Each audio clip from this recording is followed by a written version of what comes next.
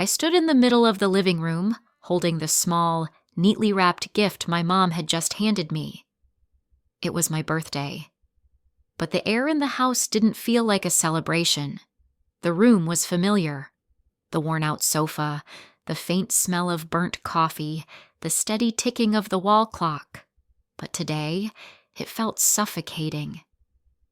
I glanced at my mom, Helen, lounging on the sofa with a smile that didn't quite reach her eyes. They were sharp, calculating, like she knew something I didn't. "Open it, Sarah," she said, her voice sweet like honey. "I picked it out just for you. You deserve it." My hands trembled as I untied the red ribbon. Inside was a sleek silver watch. Fancy, shiny, the kind I'd only ever seen in magazines. For a second, I felt genuinely excited. But then a small note slipped out. "Thank you for always sacrificing." Wait, sacrificing? What did that mean? My heart started pounding, not with joy, but with a sinking feeling of dread. Mom leaned forward, still smiling, but now it looked more like a predator's grin. "You can't say no this time, Sarah. Emma's in trouble, and only you can help her." Trouble. My voice came out shaky. My mind raced with possibilities. Emma had messed up again. But what now? "Oh, just a little debt," Mom said casually, waving it off like it was nothing. $100,000. $100,000! I nearly choked. "Mom, that's not a little debt, that's a disaster. What did she—" "It doesn't matter," Mom cut me off, her tone turning icy. "She's your sister. You wouldn't abandon her, would you?" My hands shook uncontrollably. The watch slipped from my grip and smashed onto the floor with a loud crack. Shards of glass scattered, sparkling under the dim light. The wall clock kept ticking, mocking me with its steady rhythm. Mom shot up, her face flushed with anger. "Sarah, that was expensive. You can't break what this family relies on." I stared at the broken pieces, my chest tight. "I didn't mean to, but this is insane. I can't keep bailing everyone out." "You have to," Mom snapped. "You're the one who fixes things. You always have been." I looked at the watch. Beautiful on the outside, shattered on the inside. Just like me. I wondered, am I just their cleanup crew, or do I get to live my own life? If you were me, what would you do in this situation? My life's a treadmill stuck on max speed. Work, stress, repeat. At 28, I'm the rock holding my family together, but damn, I'm tired. Bone tired. The kind of tired that makes you wonder if coffee's just a cruel prank. I've been pulling triple shifts at the factory, a freezing hellhole that reeks of rust and regret, just to keep the lights on at home.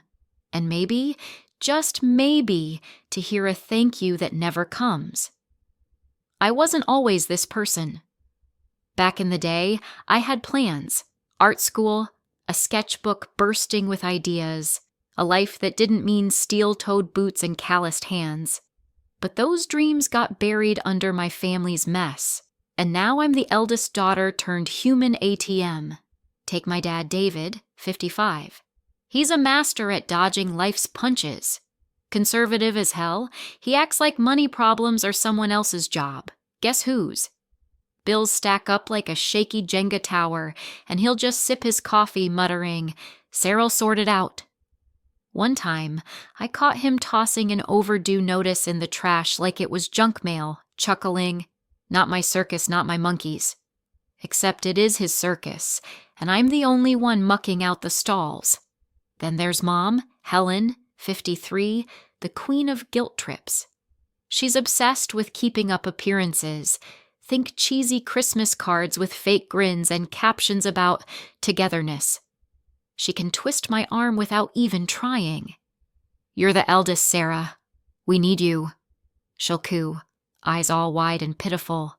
But need always means pay up, whether it's for groceries or Emma's latest dumb idea. Her superpower? making me feel like a jerk for wanting 5 minutes to myself. And Emma? Oh, Emma. At 24, my little sister's a walking Instagram filter, spoiled, shiny, and shameless. She lives for the gram, posting pics in outfits I couldn't afford if I sold my kidneys. She's got this habit of borrowing cash for emergencies, like that time she swore she needed $50 for a doctor's visit, only to pop up online front row at a concert, cheesing like she'd hit the jackpot. "Thanks, sis," she texted. Zero irony. I just stared at my phone thinking, yeah, thanks for squat.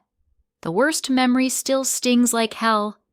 A couple of years ago, I nearly burned myself out working overtime to clear Dad's gambling debts. Thousands flushed away because he couldn't let go of the slots. I handed over the cash, expecting something. A thanks? A high five? Nope.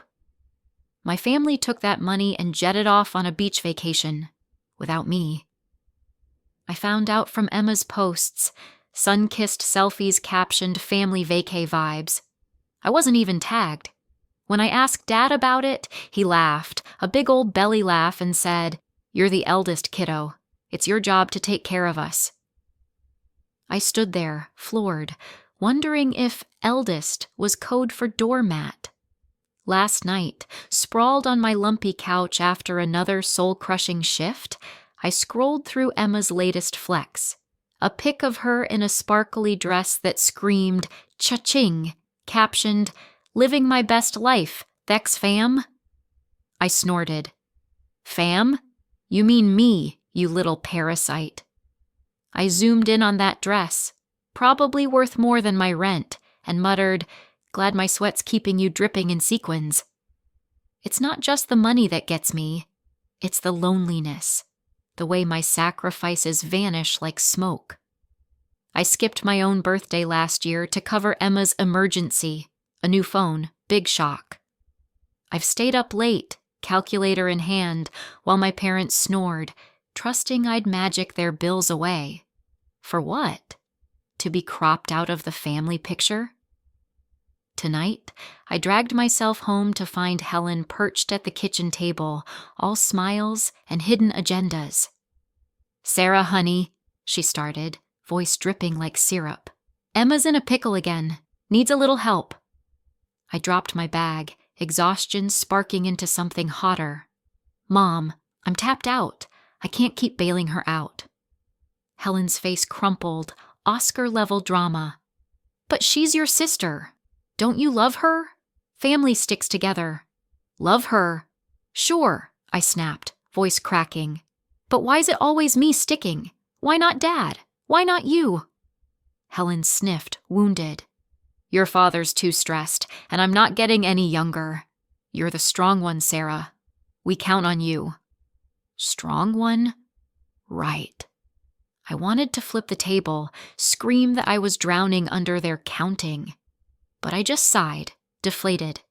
Fine, I'll figure it out. Later, lying in bed, staring at the cracked ceiling, my brain wouldn't quit. What am I to them? A sister? A daughter? Or just a wallet with legs?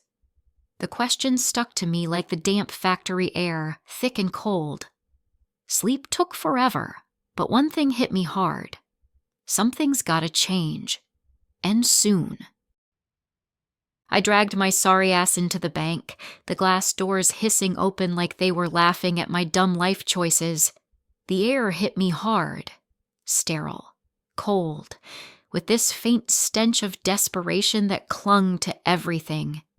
I swear, it smelled like every bad decision I'd ever made rolled into one.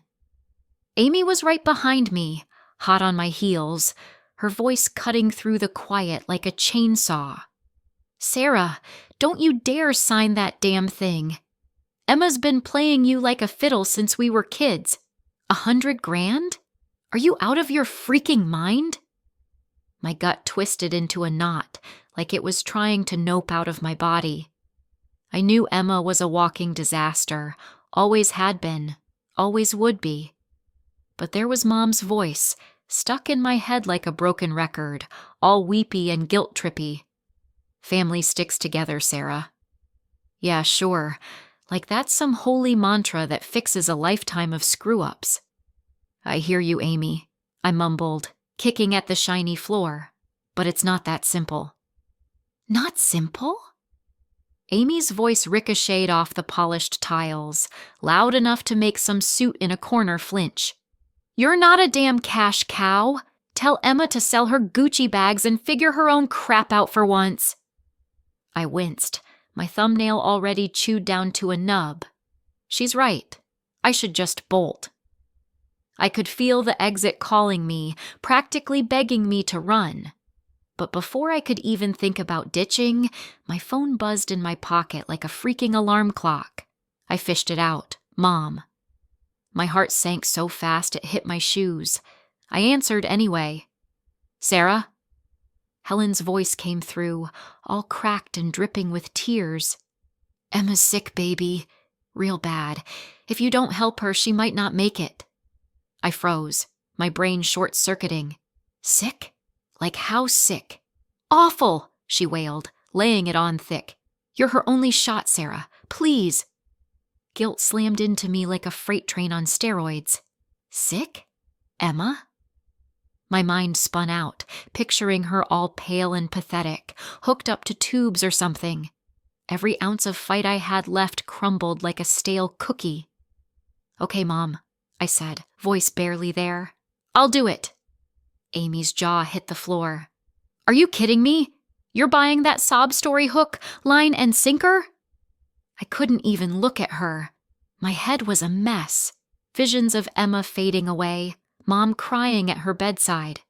The loan officer strutted over, this smarmy dude with a tie so tight it looked like it was choking him, and a smirk that screamed, I've seen this soap opera 100 times. Ms. Johnson, here's the deal, he said, sliding a stack of papers my way like it was no biggie. Your sister bails. You're stuck holding the bag. I've watched families like yours crash and burn over this kind of thing. You sure about this? My hand shook like a leaf as I gripped the pen. Every fiber in me was screaming abort mission, but Mom's sobbing drowned it all out. I signed, muttering under my breath. I know this is messed up, but if I don't, they'll pin selfish on me like a damn badge. The scratch of the pen on paper sounded final, like a lock snapping shut on my future. Outside, Amy just stood there, arms crossed, staring at me like I'd grown a second head. You're insane, you know that? I shrugged, forcing a grin that felt more like a grimace. Gotta keep the peace, right? It sounded so lame I wanted to punch myself. Later, I slumped into my car, the weight of it all pressing down like a lead blanket. I scrolled my phone, trying to numb the panic clawing at my chest. Then Emma's Instagram popped up, a brand new post, time-stamped today. There she was, grinning like she'd won the lottery, surrounded by a mountain of shopping bags. Caption, treating myself today, living my best life. No hospital bed, no IV drip, just a debt-dodging shopping spree on my dime. My stomach dropped so hard I thought it'd hit the gas pedal. Sick, my ass. I scrolled the likes, and there it was, Mom's name, with a little heart emoji glowing like a neon screw you. The betrayal hit me like a slap across the face, sharp and stinging. They'd lied, played me like a cheap pawn, and now I was stuck with $100,000 loan while they were out living it up. I gripped the steering wheel until my knuckles went white, glaring at my reflection in the rearview mirror. Do they even need me? Or am I just their bailout bitch? The question hung there, heavy as hell, no answer in sight. But one thing was crystal freaking clear. I was done playing their game. Done. The phone rang at 9 a.m., the bank calling. Emma hadn't paid a single penny, and now I had to take on the debt for her. My heart sank. My hands shook uncontrollably, and sweat dripped as the bank representative rambled on about joint responsibility. Joint? How laughable, since I was the only one being crushed here. I had signed for her, and she had thrown me into the fire. I hung up chest tight, thinking, what the hell is going on? But it was happening, and I was stuck. I picked up my phone, hoping to find something to distract myself. Fatal mistake. I opened social media and immediately saw Emma, smiling brightly next to her brand new designer handbag, captioning, "Life's too short not to treat yourself." I froze, seething with rage. Then I saw my mom's comment. "You deserve it, sweetie. Don't worry. Sarah will take care of everything." Sarah will take care of everything? My hand trembled, almost dropping the phone. Were they messing with me? I scrolled down, torturing myself further, and saw another punch. Emma lying on a Maldives beach, turquoise water shimmering behind her, tagging my mom as if they were vacationing together. The dates matched exactly with the time I was drowning in her debt. My blood boiled. Memories rushed back. The art school I missed, the late shifts, the meals I skipped. All for them. For what? So Emma could live like royalty while Mom played cheerleader? I stopped thinking, only acting. I grabbed my keys, slammed the door, and rushed to my car. On the way, my mind spun with every moment I had backed down, every time I should have shouted no. I drove to Emma's favorite coffee shop, knowing she'd be showing off her latest spoils. When I arrived, I shook with fury. I stormed in, not caring about the hipster barista's gaze. There she was, sitting amid a pile of shopping bags, laughing with her shallow friends. Wonderful! "Emma!" I screamed, my voice breaking. Everyone turned to look. She looked up, surprised, then annoyed. "What's going on, Sarah? Can't you see I'm busy?" "Busy?" I shoved the phone in her face, the beach photo glaring at her. "What the hell is this? You said you were sick, remember? Or was that another lie to get money from me?" She blinked, then smirked, as if I were the fool. "Oh, that? It was just a little trip." "Jealous?" "Jealous?" I laughed, but it sounded bitter, almost insane. "I'm drowning in debt because of you, while you're playing princess." My voice grew louder, drawing every eye in the cafe. "I've sacrificed everything, my dreams, my future, and you can still laugh? Do you have any conscience at all?" Emma shrugged, sipping her expensive latte. "Oh my God, Sarah, don't overreact. It's just money. You'll figure it out. You always do." That was the last straw. I snapped. I grabbed her stupid latte and threw it hard against the wall. It shattered, coffee splattering like the shattered trust I had in her. "I'm not your ATM!" I screamed, tears blurring my vision. "I'm done!" Emma froze, wide-eyed, for the first time silent. The cafe went completely still, all eyes on us. I didn't care. I turned and walked out, leaving the mess behind. My hands were shaking, but my steps felt light, as though I had just unloaded a lifetime of burden. Outside, I leaned against the car, the adrenaline fading, leaving an empty feeling. Part of me wanted to go back, apologize, fix everything like always. But another part, the part that had just woken up, whispered, "You deserve more than this." And for the first time, I believed it. I wasn't their doormat anymore. I had paid the price for my trust. I'd had it. No more playing the family superhero, swooping in to save the day while they kicked back and spent my life's savings. I was done. That morning, I woke up with a fire in my gut and a plan in my head. Step 1, call Amy. She's my best friend and, lucky for me, a bank wizard. I shot her a text. Emergency. Loan crap. Help? Her reply pinged back fast. God, yes. Meet me at noon. I got to the cafe early, jittery, nursing a black coffee that tasted like tar. Amy strolled in, all business in her blazer, but her grin was pure mischief. You finally growing a spine, huh? She teased, plopping down across from me. Shut it, I said, but I smirked. I need out of that loan. It's killing me. She leaned forward, eyes sharp. Okay, here's the scoop. You're tied to it legally, but if we can prove they tricked you, Emma's fake I'm dying act, your mom's sob stories, we might have a shot. Got any evidence? I pulled out my phone, scrolling through Emma's selfies, yachts, mimosas, 0 sick days. How's this? Amy whistled. Perfect. Let's build a case. I felt a spark of hope, but then my phone rang.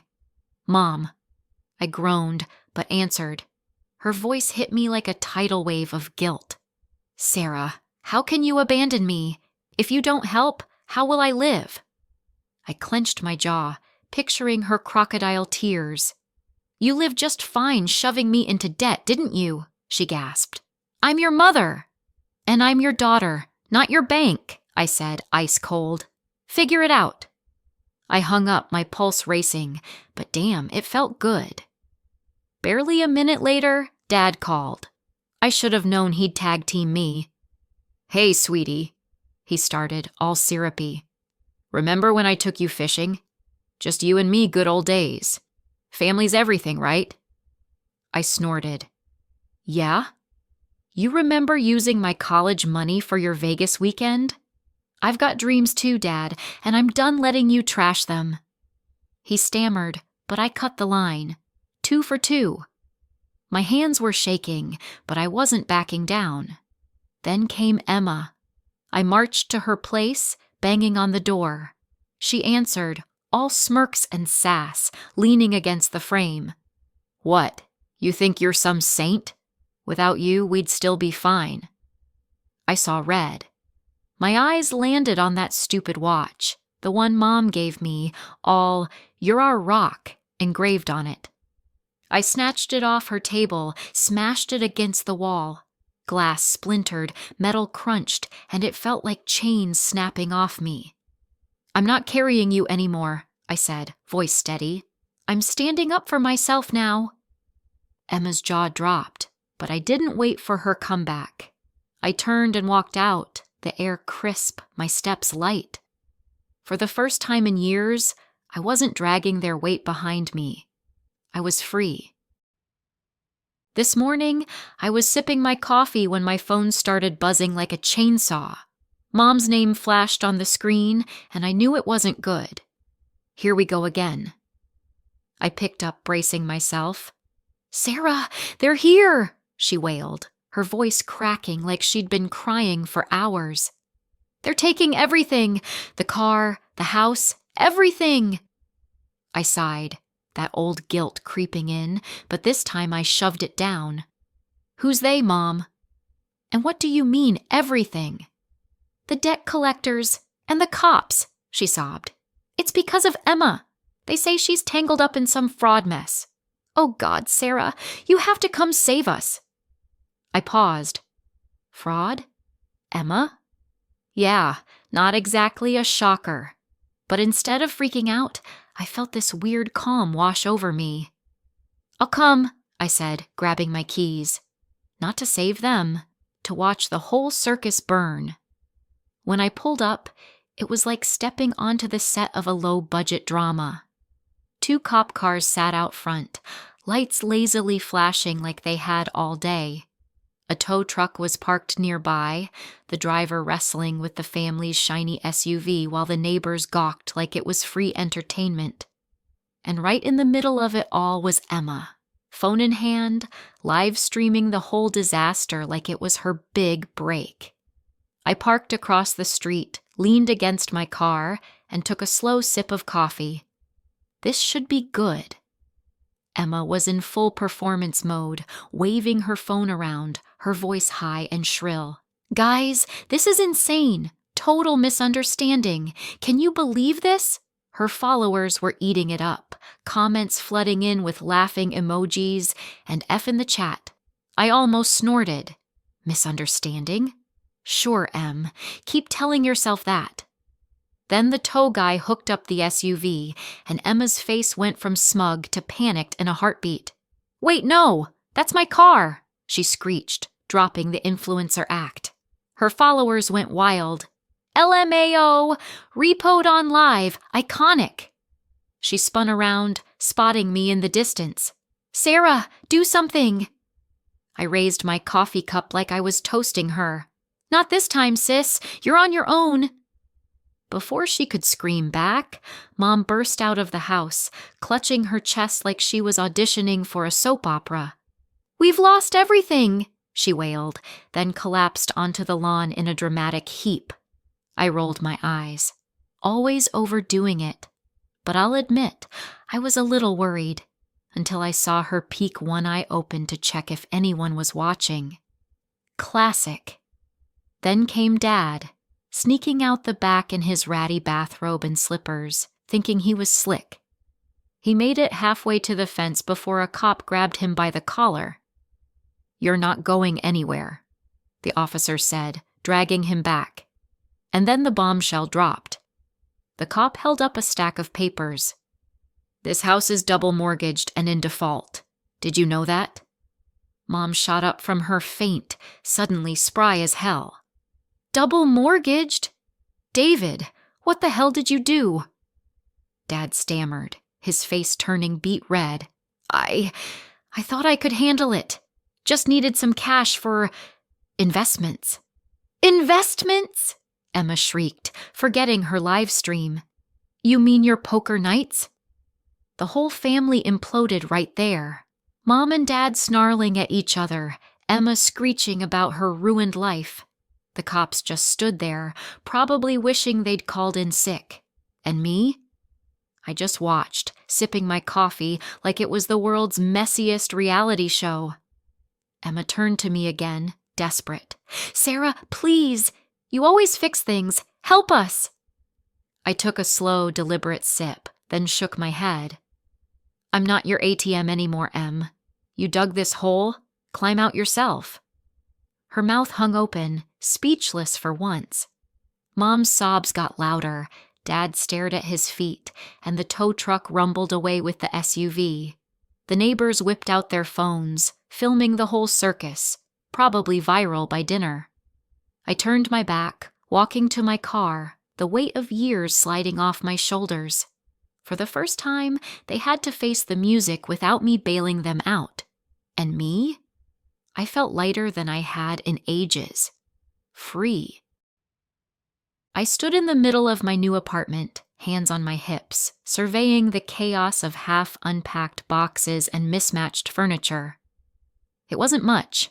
A tiny studio with peeling paint, a bed that creaked like it had opinions, and a kitchenette barely big enough for a microwave. But it was mine. No family drama, no guilt trips, just me and my thrift store coffee mug collection. Sunlight streamed through the window, catching dust motes in the air, and I swear, it felt like the universe was giving me a high five. I'd done it.